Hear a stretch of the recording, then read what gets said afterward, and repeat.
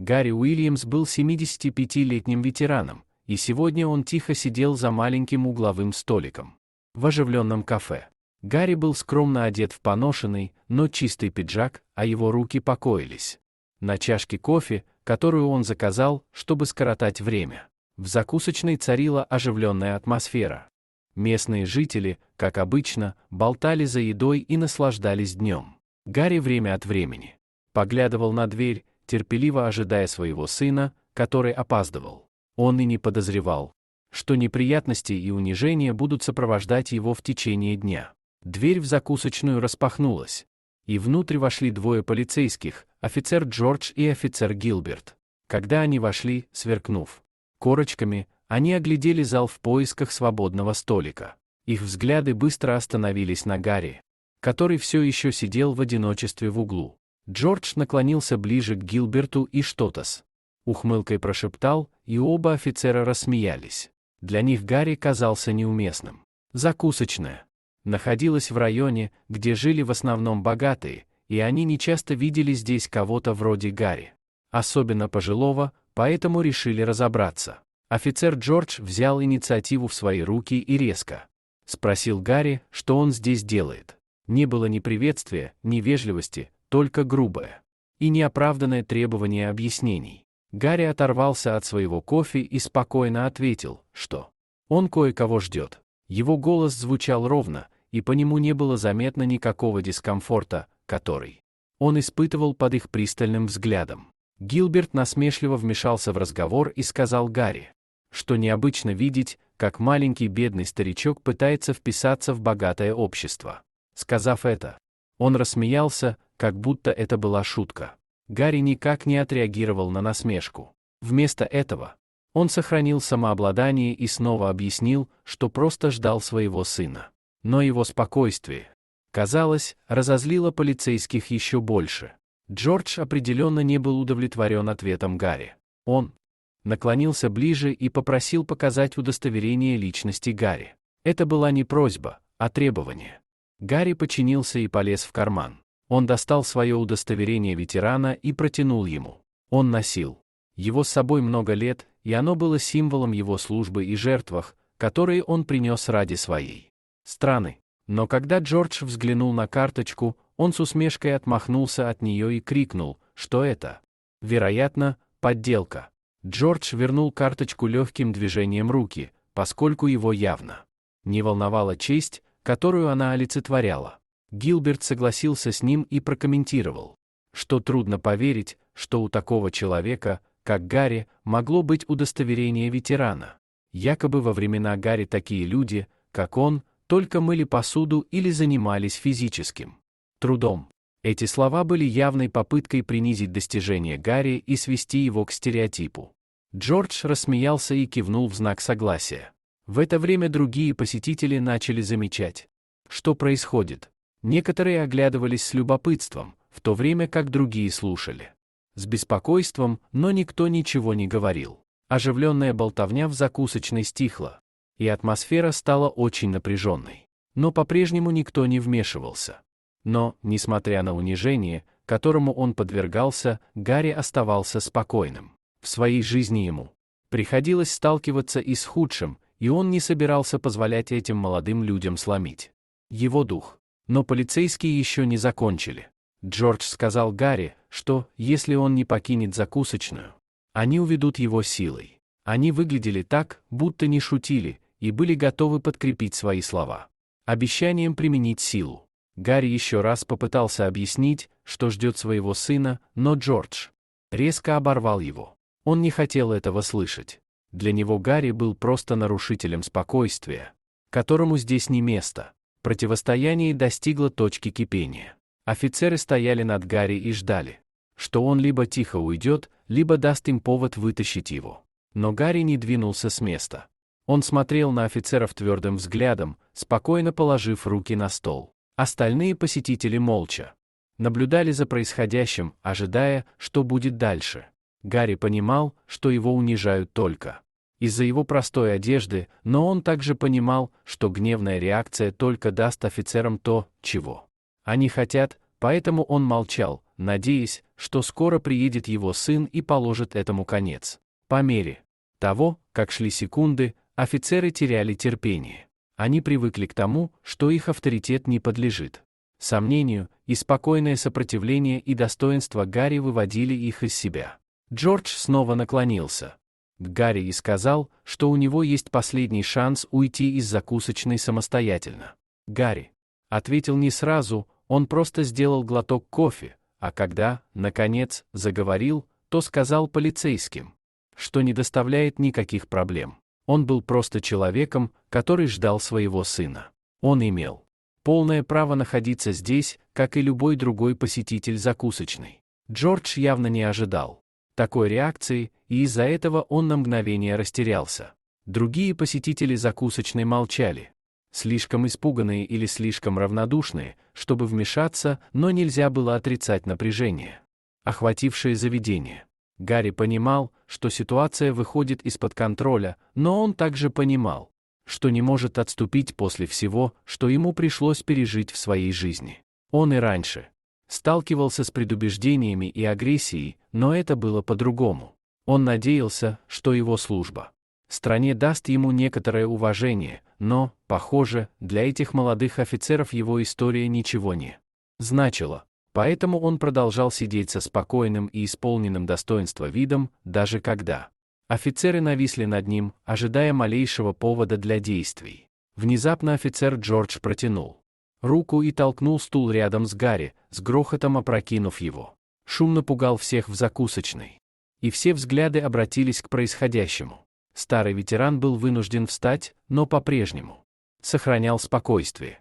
Джордж подошел ближе и, даже не предупредив, начал грубо ощупывать Гарри. Хотя он пробормотал, что им нужно убедиться, что старик ничего не скрывает, его тон подразумевал, что он вполне ожидал обнаружить что-то подозрительное. Гарри слегка поднял руки, но не в знак капитуляции, а в знак подчинения. В конце концов, они были полицейскими. Он уже бывал в подобных ситуациях, когда спокойное отношение часто было единственным, что спасало ситуацию от летального исхода. Тем не менее, было трудно игнорировать гнев, клокотавший в нем. Гарри был солдатом, человеком, который повидал на своем веку больше сражений и пережил больше, чем эти молодые офицеры могли себе представить. И все же в его собственной стране с ним обращались как с преступником. Офицер Гилберт тем временем взял со стола ветеранскую шляпу Гарри. Это была простая шляпа, которая износилась и выцвела от времени. Но для Гарри она была символом гордости. Гилберт посмотрел на нее с презрением, а затем швырнул на землю, как мусор. Впервые на лице Гарри отразился гнев. Но он ничего не сказал. Он был полон решимости не доставлять им удовольствия, видеть, как он теряет самообладание. Посетители закусочной ахнули, а некоторые люди в шоке встали со своих мест. Но никто не вмешался, поскольку двое полицейских явно не шутили. Они были известны в округе как хулиганы. Несмотря на то, что Гарри не пытался сделать что-то опасное, Джордж все равно схватил его за руку и заломил за спину, заставив пожилого мужчину поморщиться от боли. Затем офицеры рассмеялись над болью, которую почувствовал Гарри, и пошутили, что он не такой крепкий, каким себя считал. Гарри стиснул зубы, но не вскрикнул. В своей жизни он испытывал и худшую боль, как физическую, так и эмоциональную, но больше всего его задело то явное неуважение, которое к нему проявляли после всего, чем он пожертвовал ради своей страны. «Вы заходите слишком далеко», — наконец заговорил Гарри. «Вы не видели и половины тех ужасов, с которыми я столкнулся», — добавил старик. Ветеран всего лишь пытался дать понять полицейским, что он заслуживает лучшего обращения, но они восприняли это как призыв к войне. «Как ты смеешь? Ты думаешь, что можешь указывать нам, как действовать? Мы покажем, у кого власть. Этой ночью ты будешь спать в камере за грубое обращение с полицейскими. Посмотрим, кто спасет такое ничтожество, как ты», — насмехался Джордж. Не теряя времени, он достал наручники и защелкнул их на запястье Гарри. Но на этом они не остановились. Гилберт взял трость старика и принялся ее рассматривать. Это была крепкая старая трость, на которую Гарри опирался много лет. Не раздумывая, Гилберт сделал нечто неожиданное. Он переломил ее пополам о колено и отбросил обломки в сторону. Он повернулся к Гарри и сказал, что ему это больше не нужно, так как скоро он окажется в тюремной камере.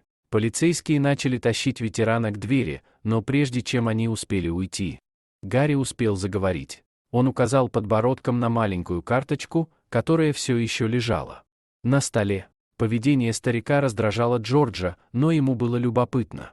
Он схватил карточку, полностью уверенный, что это будет что-то банальное. Но когда он взглянул на карточку, его лицо побледнело. На карточке жирными буквами было написано имя комиссара Уильямса. Осознание этого поразило Джорджа как удар под дых. Человек, которого они преследовали, унижали и подвергали физическому насилию, был отцом их босса, комиссара полиции. Все высокомерие исчезло с лица Джорджа, когда он осознал серьезность своих действий. Это была не просто ошибка. Это был промах, положивший конец карьере. Он отпустил старика и начал бормотать извинения. Он попытался объяснить, что они не знали, кто такой Гарри. Как будто это как-то оправдывало их поведение. Но Гарри не ответил. Он просто стоял, ожидая, что произойдет дальше. Офицер Гилберт тоже был явно потрясен. Огромная уверенность, которая подпитывала их действия, исчезла, и на смену ей пришла холодная реальность последствий, с которыми им предстояло столкнуться. Другие посетители, которые раньше были слишком напуганы, чтобы вмешаться, теперь наблюдали за происходящим с облегчением и предвкушением. Некоторые даже достали свои телефоны, чтобы записать происходящее, так как чувствовали, что этот момент ничем хорошим для полицейских не закончится. Но Гарри по-прежнему оставался спокоен. Он знал, что офицеры запомнят этот день на всю оставшуюся жизнь. Затем дверь в закусочную распахнулась, и вошел комиссар Роберт Уильямс. Это был высокий мужчина с властной осанкой, которая сразу привлекла к нему внимание. Как только он вошел, все в закусочной, казалось, затаили дыхание. Комиссар Уильямс быстро огляделся, чтобы оценить ситуацию. Он увидел своего отца Гарри, который тихо сидел за столом, в то время как два офицера неловко стояли рядом с ним. Ни секунды не колеблясь, комиссар подошел к столику. Сначала он повернулся к отцу, и его сердце разорвалось от того, что он увидел. Он увидел пятна на одежде Гарри, сломанную трость, лежащую на полу, и наручники, все еще стягивающие его запястья. Несмотря ни на что, старик с гордостью смотрел только на своего сына. Выражение его лица по-прежнему оставалось спокойным и непоколебимым. Затем комиссар повернулся к двум полицейским. Он не повысил голоса, а просто спросил их, что, по их мнению, они делают. Джордж и Гилберт до этого были полны уверенности, но теперь они заикались. А их лица были бледны. Они пытались объяснить, но их слова путались. Они сказали, что не знают, кто такой Гарри, и что они не подозревали, что он отец комиссара. Их извинения были слабыми и полными оправданий, но комиссара Уильямса их оправдания не интересовали. Он сурово посмотрел на двух офицеров и сказал им, что не имеет значения, кто его отец. Каждый человек заслуживает уважения, независимо от его происхождения или личности. Гарри был не только гражданином, но и ветераном, который с честью служил своей стране. Обращаться с кем-либо, особенно с ветераном, в такой позорной манере было недопустимо. Джордж и Гилберт выслушали слова комиссара, полностью осознавая серьезность своей ошибки. Они чувствовали на себе взгляды всей закусочной, и стыд за то, что они натворили, был написан на их лицах. Комиссару Уильямсу не нужно было больше ничего говорить. Его послание было ясным. Без дальнейших проволочек он приказал двум полицейским немедленно покинуть закусочную. Джордж и Гилберт со стыдом склонили головы и молча покинули заведение. После того, как офицеры ушли, комиссар извинился за опоздание и, что более важно, за то, как его сотрудники обошлись с его отцом. Он знал, что никакие извинения не смогут исправить причиненный вред, но он хотел, чтобы его отец знал, что он сделает все, что в его силах, чтобы все исправить. Однако Гарри не были нужны извинения. Он посмотрел на сына с гордостью в глазах и сказал ему, что гордится тем, как тот справился с ситуацией. Его сын проявил милосердие в трудную минуту, и это было действительно важно. Спасибо за просмотр. Подписывайтесь на канал, где вы найдете еще много интересного. А также ставьте лайки и пишите комментарии, что думаете насчет этой истории.